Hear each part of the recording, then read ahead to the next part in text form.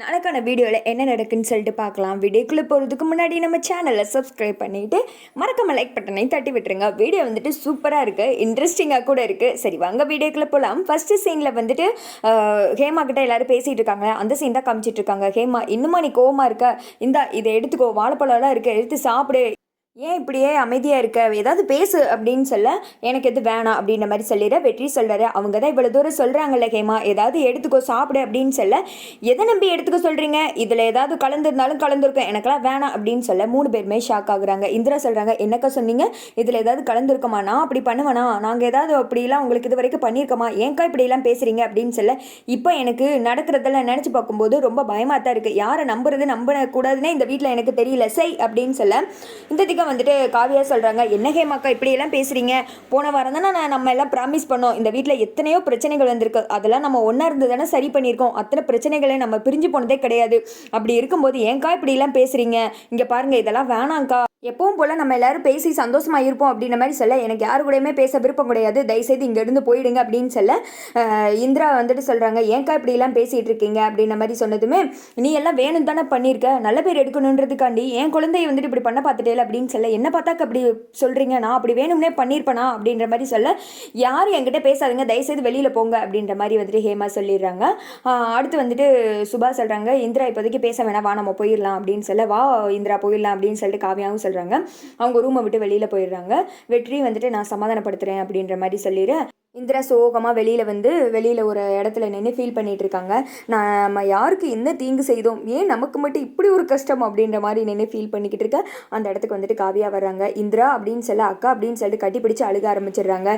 என்னடி இதுக்கே இப்படி உடஞ்சி போயிட்டா எப்படி அப்படின்னு சொல்ல, நான் என்னக்கா பண்ணேன், நீயே பார்த்தேல, நான் நல்லது தான் நினச்சி பண்ணுறேன், ஆனால் அது கடைசியில் எனக்கே இப்படி ஆயிடுது, நான் யாருக்காவது ஏதாவது கெட்டது நினச்சிருக்கேன் அப்படின்னு சொல்லி வாயை மூடுறி, என் தங்கச்சியை பற்றி எனக்கு நீ சொல்லி தான் தெரியணுமா என்ன, உன்னை பற்றி எனக்கு நல்லாவே தெரியும், நீ வந்துட்டு தெரிஞ்சு கூட யாருக்கும் நினைக்க மாட்டேன், கெட்டது நினைக்க மாட்டேன், இந்த வீட்டில் வந்துட்டு இப்படியெல்லாம் நடக்குதுன்னா நீ பார்த்து இருந்துக்கணும்டி, எனக்கு என்னமோ இப்போ நடக்கிறதெல்லாம் உன்னையே குறி வச்சு பண்ணுற மாதிரியே தெரியுது, நீயே யோசித்து பாரு, இப்போ நீ வந்துட்டு அழுது உட்காந்துட்டு இருக்க நேரத்தில் அவங்கள வந்துட்டு எதிர்க்க நீ தயாராகணும் அப்படின்னு சொல்ல, ஆமாக்கா என் கண்ணுக்கு எதிராக எத்தனை எதிரிகள் இருந்தாலும் நான் வந்துட்டு அதெல்லாம் சமாளிச்சிருவேன், ஆனால் என் முன்னாடி இருக்கவங்கள உறவுகள் தெரியாமல் முதுகுல குத்துறவங்கள நான் என்னக்கா பண்ணுறது அப்படின்னு சொல்ல, அதெல்லாம் நினச்சி கவலைப்படாதடி அப்படின்றாங்க. அதுக்கும் மேலே இந்த கௌதம் வேற என்கிட்ட பேசாமல் கோச்சிட்டு எங்கே போய் உட்காந்துட்டு இருக்கான், அவன் என் கூட இருந்தாலும் நான் தைரியமாக இருப்பேன், இப்படி ஆளுக்கு எல்லாம் இருந்தாங்கன்னா நான் என்னக்கா பண்ணுறது அப்படின்னு சொல்ல, நான் உன் கூட இருக்கேன்டி, அந்த அக்கா உன் கூட இருக்கேன், நீ தான் வந்துட்டு அத்தைக்கிட்ட நல்ல பேர் எடுத்து அந்த பெஸ்ட் மருமகள்ன்ற கிஃப்ட்டை வந்துட்டு வாங்கணும் அப்படின்னு சொல்ல, எனக்காக இல்லைனாலும் உனக்காக வாங்குவேன்க்கா, அது மட்டும் கிடையாது, நீயும் சிறந்த மருமகள் தான், அந்த கிஃப்ட்டு எனக்கு கிடைக்கணும்லாம் அவசியம் இல்லை, உனக்கு கிடைச்சாலும் சந்தோஷம் தான் அப்படின்னு சொல்ல,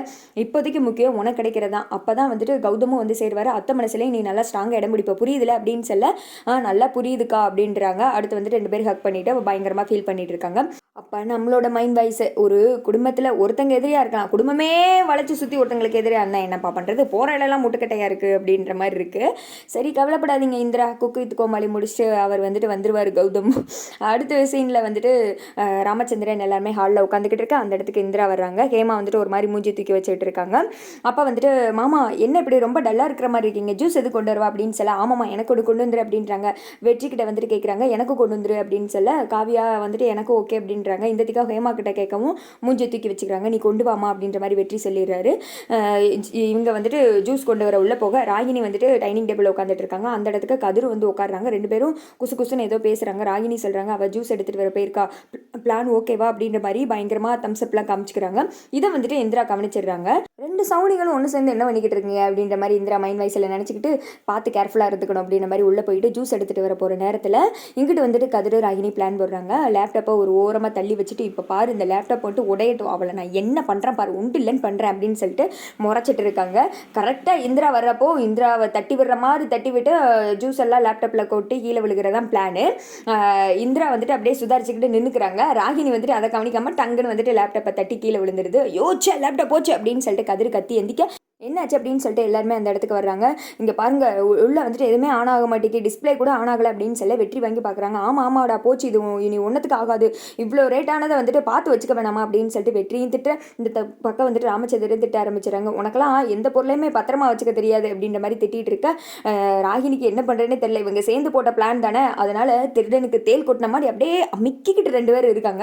அடுத்து ராகினி சொல்கிறாங்க, என்ன மாமா ஆளுக்கு மாற்றி மாற்றி திட்டுறீங்க அப்படின்னு சொன்னதுமே இந்த திக்கா வந்துட்டு இந்திரா சும்மா இருக்காங்க ஹேமா, என்ன ராகினியத்தை இப்படி வந்து விழுந்துட்டீங்க, என்ன பிபி சுகர் எது ரொம்ப அதிகமாயிடுச்சு அப்படின்னு சொல்ல, அக்கா அல்லதுன்னு உங்களுக்குலாம் குளிர் விட்டு போயிடுச்சுல, எல்லாரும் ஒன்று சேர்ந்துட்டு ஆட்டம் ஆடுறீங்க அப்படின்னு சொல்ல, மாமா நீங்கள் வேணால் ஜூஸ் எடுத்துக்கோங்க அப்படின்னு சொல்லிட்டு இவங்கெல்லாம் கண்டுக்காம இந்திரா ஜூஸ் எல்லாம் கொடுக்க, நான் இதுக்கெல்லாம் கவலைப்பட மாட்டோமா, குடுமா ஜூஸ் எடுத்து அப்படின்னு சொல்லிட்டு அவர் பாட்டு குடிக்க ஆரம்பிச்சிடறாங்க. ஓஹோ, எல்லாருக்கும் ரொம்ப திமிர் அதிகமாயிடுச்சுல, நான் இங்கே ஒருத்தி கீழே விழுந்துட்டேனே, எனக்கு என்ன ஆச்சுன்னு பார்த்தீங்களா அப்படின்னு சொல்ல, அதுக்காக நீ விழுந்த நான் என்ன பண்ணுறது, நல்லது நினைக்கிறவங்களுக்கு நல்லதாக நடக்கும், நீ எப்போ பார்த்தாலும் யாருக்கு என்ன பிரச்சனை நினச்சிக்கிட்டு இருந்தால் உன் மனசுக்கு ஏற்ற மாதிரி தான் நடக்கும் அப்படின்ற மாதிரி ராமச்சந்திரன் அந்த இடத்துல போட்டு ராகினியை நோஸ் கட் பண்ணி விட்டுறாரு. ராகினி ஒரு மாதிரி முறைச்சிக்கிட்டே சை அப்படின்னு சொல்லிட்டு கிளம்பும்போது ரூமில் ஸ்ப்ரே ஏதாவது இருக்க எடுத்து அடி ஓடு அப்படின்னு சொல்ல அப்படியே குறுக்க பிடிச்சிக்கிட்டே நடந்து வராங்க. கதிரும் சே அப்படின்னு சொல்லிட்டு கோவமா அந்த இடத்த விட்டு கிளம்பிடுறாங்க.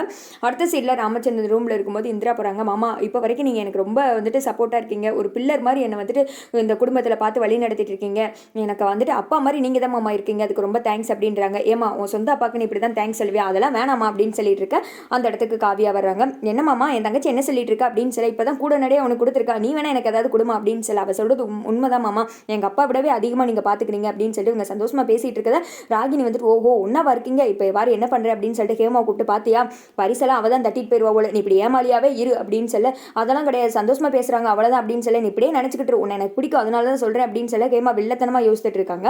அதோட பார்த்தீங்கன்னா இந்த வீடியோ வந்துட்டு முடிஞ்சிருது.